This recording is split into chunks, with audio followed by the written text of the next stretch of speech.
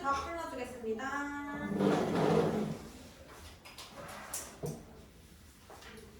1번에 3번, 2번에 1사, 3번에 3번,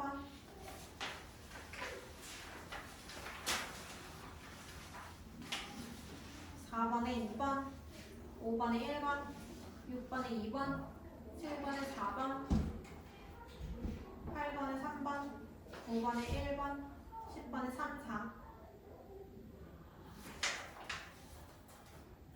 11번에 5번, 12번에 5번, 13번에 4번, 14번에 4번, 15번에 2번, 16번에 5번, 17번에 4번, 18번에 다, 19번에 가, 20번에 2번. 혹시 모르는 거? 13번이요. 13번. 전구에 흐르는 전류의 세기와 전압을 측정하려고 한다. 회로에 연결해야 하는 전류의 전압계의 단자를 굵게 짝지은 것은 전구에 흐르는 거. 그러면은 전류계는 직렬로 연결하고 전압계는 병렬로 연결해야 되죠. 그럼 위에 있는 게 전류계네. 마이너스는 마이너스끼리, 플러스는 플러스끼리. 그러면은 A는 이렇게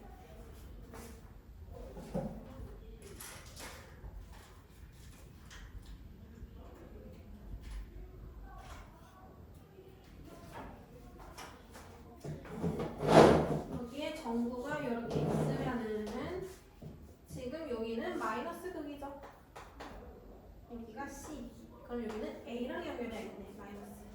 그 다음에 여기 전류계 연결하시고 그 다음에 여기는 B랑 D랑 연결해야 되겠네요. 스위치. 스위치 이렇게 연결하시고 그 다음에 여기에 병렬로 전압계 연결해야 되죠. A는 마이너스 극이니까 C, B는 플러스 쪽이니까 D 랑 연결해요.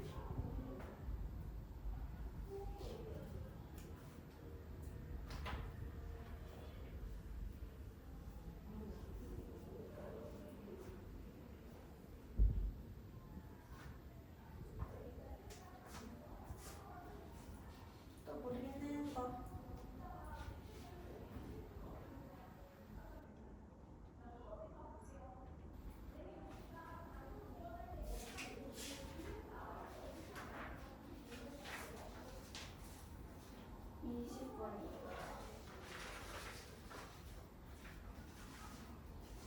오른쪽 그림 같이 2옴과 4옴의 두 저항을 직렬로 연결한 다음 12V 전압을 걸어주었더니 전체 전류 세기가 2A였다.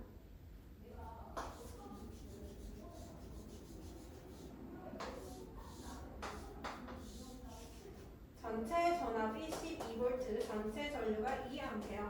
그 다음에 얘 2옴, 4옴. 그러면은 직렬이니까 전류가 동일하죠. 2A, 2A.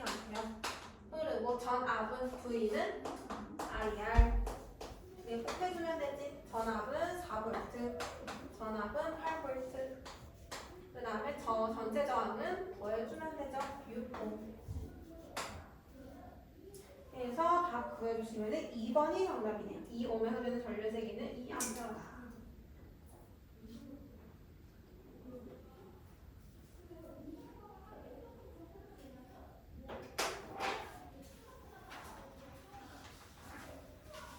됐을까요, 이제가? 오늘 테스트 보고 저희 8,000원 시험 범위 들어간다 그래서 8,000원 들어가는 내용 먼저 하고 그리고 기말평가는 복귀하면 볼게요. 기말평가 공부했어 혹시? 준비도 안 했지? 그럴 줄 알았어. 테스트 먼저 보겠습니다. 책각 펴시고요.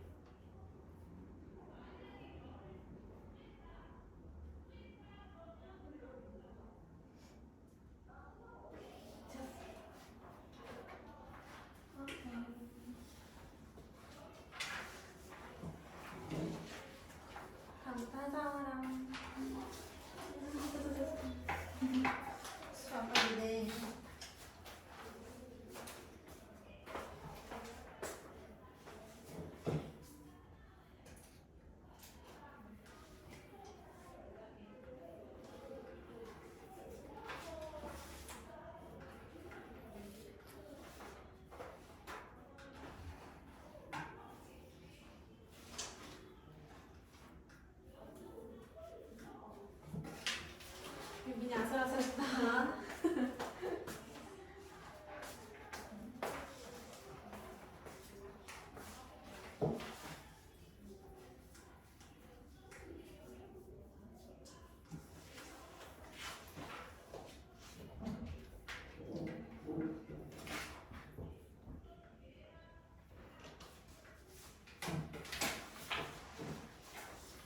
이거 고치시고 나중에 모르는 거 있으면 질문하세요.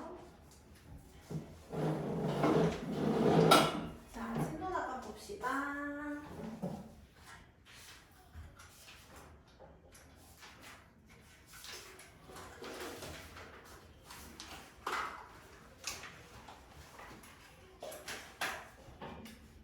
오늘은 90페이지 8강 나가요. 8강 9강.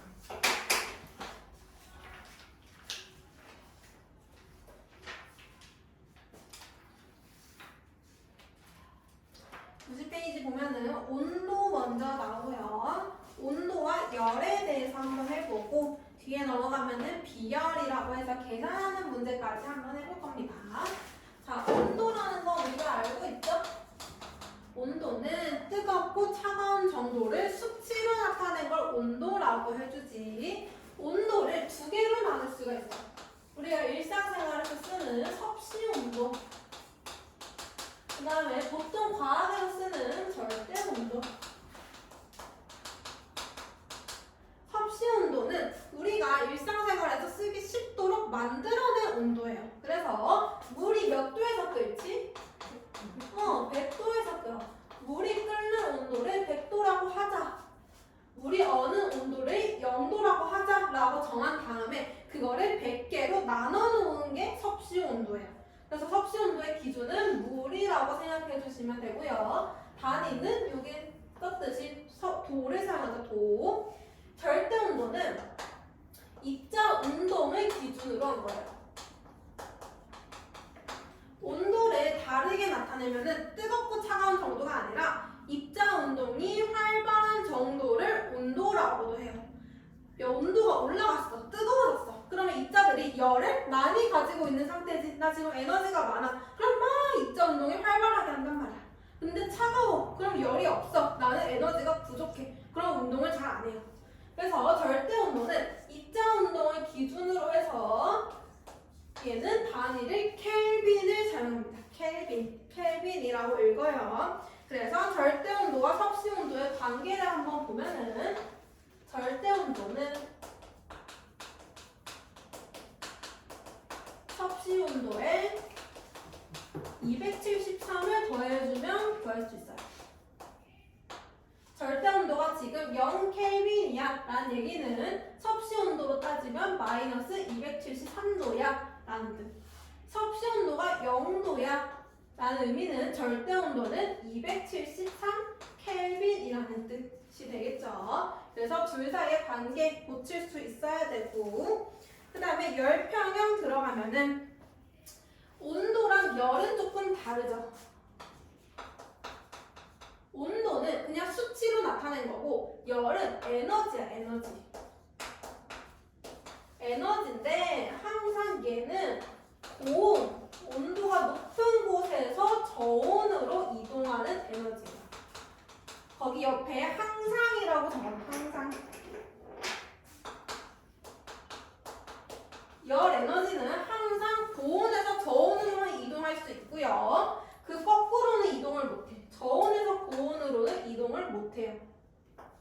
방향성을 가지고 있는 에너지라는 뜻입니다. 그래서 열은 고온에서 저온으로 이동하는 에너지라고 얘기하면 되고, 만약에 온도 다른 물체 두 개가 만났어. 내가 물을 섞을 건데 따뜻한 물이랑 차가운 물이 만났어.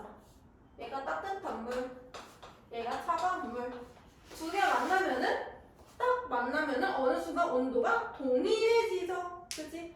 그렇게 온도가 동일해진 상태를 열평형 상태라고 해줘요.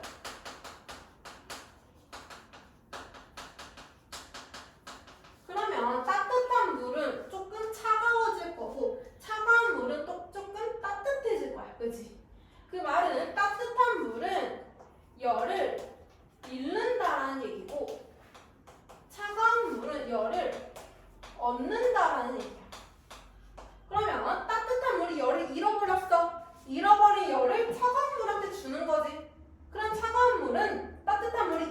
잃은 만큼 얻게 돼요. 따뜻한 물이 잃은 열과 차가운 물이 얻은 열이 항상 똑같습니다. 따뜻한 물은 열을 잃고요. 차가운 물은 열을 얻게 돼요. 자, 그럼 따뜻한 물은 열을 잃었으니까 입자 운동이 활발해질까 둔해질까? 얘는 따뜻해. 막 입자 운동 활발한 상태. 근데 조금 차가워지지. 그럼 입자 운동이 조금 둔해질 거예요. 반대로 차가운 물은 입자 운동을 잘 안 하고 있는 상태. 근데 조금 따뜻해지니까 입자 운동 활발해져요.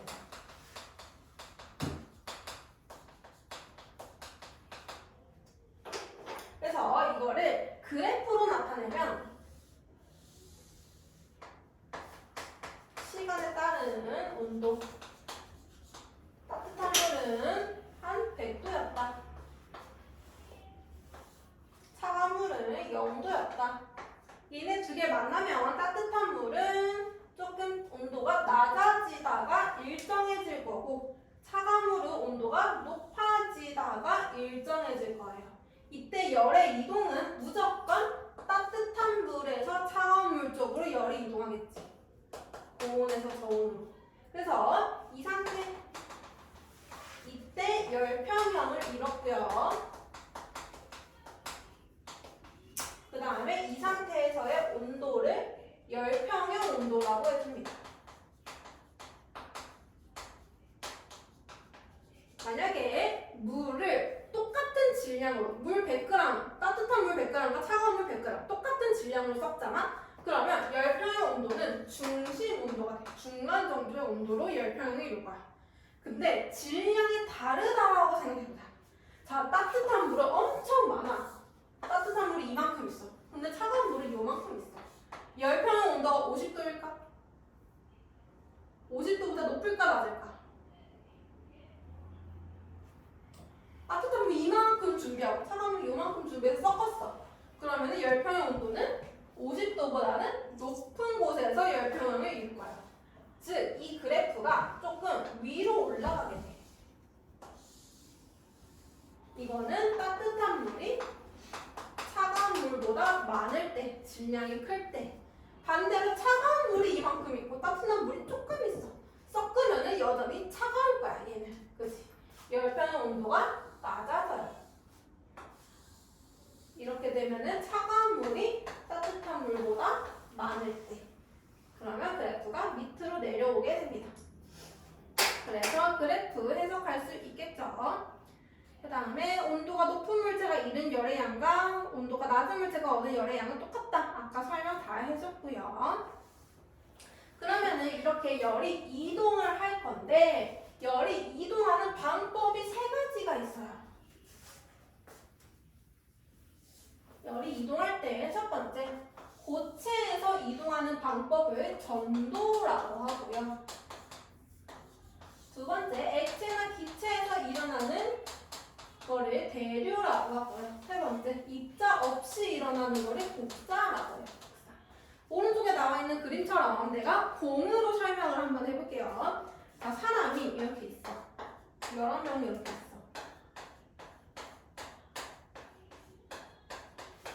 자, 맨 앞에 있는 1번이 맨 뒤에 있는 5번한테 공을 전달해 줄 거야. 그러면 전달하는 방법이 세 가지가 있어. 첫 번째, 얘 공 들고 있지. 얘를 두 번째 사람한테 공을 줘. 그 다음에 얘가 세 번째 사람한테 공을 줘. 얘가 네 번째 사람한테 공을 줘. 다섯 번째 사람한테 공을 줘서 얘한테 전달하는 거야. 전달하는 방법. 이게 전도야, 전도. 계속 입자들이 옆에 이웃한 입자한테 에너지를 전달하는 방법을 전도. 두 번째 방법은 뭐냐면 1번이 공을 들고 와. 얘가 이렇게 이동을 하는 거야. 그래서 직접 5번한테 전달해주는 방법. 직접 가는 방법을 대류라고 해요. 대류. 입자가 직접 이동. 세 번째, 공을 던져. 입자는 하나도 안 움직여. 그냥 공만 던지는 거야. 이렇게 입자의 도움 없이 전달하는 방법을 복사라고 해요. 그래서 전도라는 거는 이웃한 입자한테 전달하는 거. 그래서 전도는 입자가 이렇게 따닥따닥 붙어 있어야 돼. 이렇게 입자들이 붙어 있는 거는 보통 고체에서 그러죠. 액체 경우에는 입자가 떨어져 있어서 전도가 일어나기가 어려워요. 그래서 전도는 고체에서만 일어나는 방식이고요. 전도가 모든 물체가 다 똑같이 일어나는 건 아니고 전도가 되는 정도가 달라. 전도가 되는 정도. 그거를 전도도라고 해요. 전도도. 보통은 금속이 커. 금속이 비금속보다 전도가 잘 돼요. 그럼 전도도가 크다는 거는 열이 잘 전달된다는 뜻이야. 온도 변화가 잘 된다는 얘기. 열이 잘 전달됐어. 온도 변화가 잘 돼. 비금속은 온도 변화가 잘 안 되겠지. 그래서 내가 겨울철에 금속 의자와 나무 의자가 있어. 뭐가 더 차가워? 금속 쇠로 된 의자가 더 차가워. 그 이유는 금속이기 때문에 전도도가 높아. 내가 앉잖아? 내 열이 금속한테 많이 뺏겨. 전달이 잘 돼. 내 열이 뺏겼으니까 나는 더 차갑다라고 느끼는 거야. 사실상 금속 의자와 나무 의자의 온도는 똑같아. 열평형을 이뤘거든. 그치? 그래서 전도도가 물체마다 다르고, 두 번째 대류. 대류는 얘가 전달이 아니고 직접 들고 입자가 직접 에너지를 전달하는 방법. 입자가 직접 전달하는 방법. 그래서 얘는 보통 액체나 기체에서 일어나죠.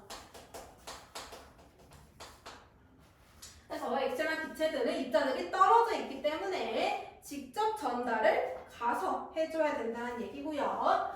보통 대류가 일어날 때 물이나 공기 중에서 대류가 일어날 건데, 따뜻한 액체 기체랑 차가운 액체 기체가 있는데 차가운 게 조금 더 무거워요.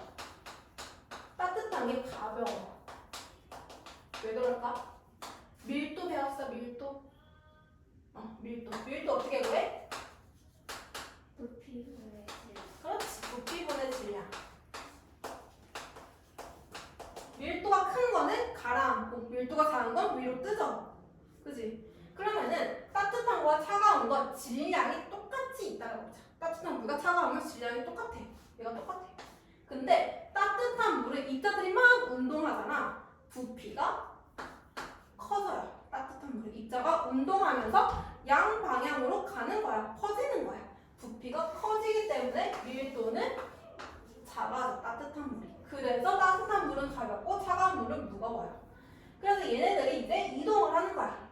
보통 따뜻한 물은 가볍기 때문에 두 개 섞어 놓으면 따뜻한 물은 위로 올라가고요. 차가운 물은 아래로 내려가요. 그래서 얘가 섞이면서 열평형이 일어나. 이게 대류 방법이에요. 대류.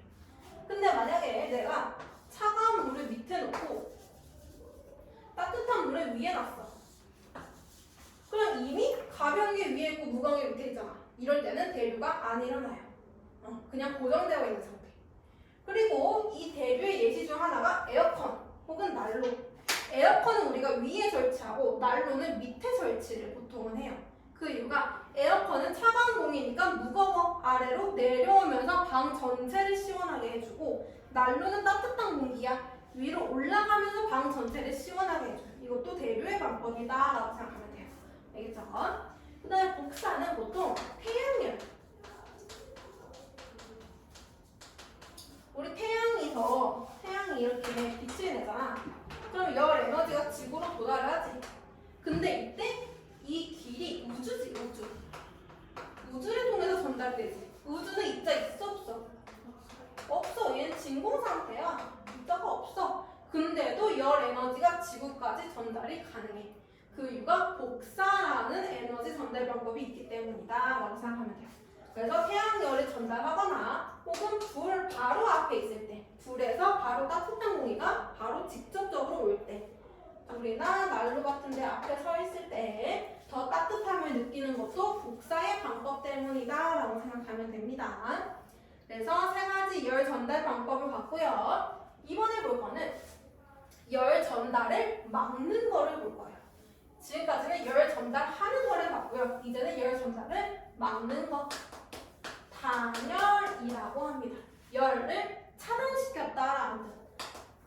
단열이란 열의 이동을 막는 것.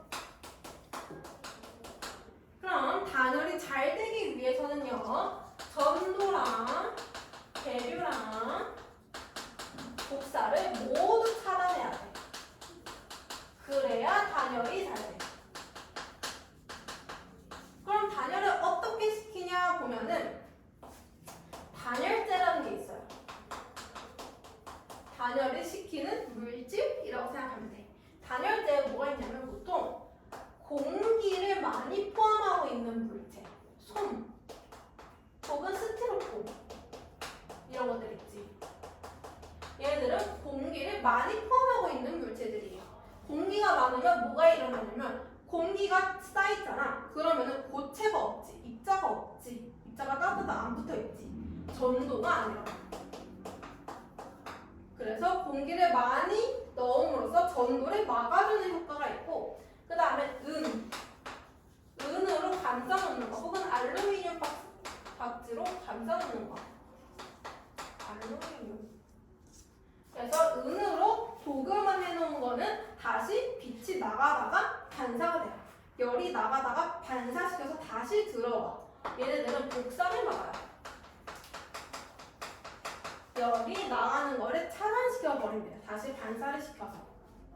그 다음에 또 무슨 방법이 있냐면 진공 상태로 만드는 거. 진공 상태는 입자가 없지. 입자가 없으면은 전도도 안 일어나고 대류도 안 일어나고. 그래서 이러한 방법들로 단열을 시킬 수 있는데 그 예시가 여기 나와져 있습니다. 보온병의 단열. 보온병 보면은 진공으로 된 이중병. 진공 나왔네. 진공이면은 전도 대류 차단 시키는 거. 그 다음에 은도금으로 또 감싸놨네. 은도금은 복사 차단. 그 다음에 이중창의 단열. 이중창 창을 두 개 놓고 그 사이에 공기를 넣은 거죠. 공기 전도를 차단시키는 방법이라고 생각하면 되겠습니다. 여기까지 어려운 부분 혹시 있어요? 아직까지는 안 어렵지? 자, 문제 풀어볼게요. 92, 93.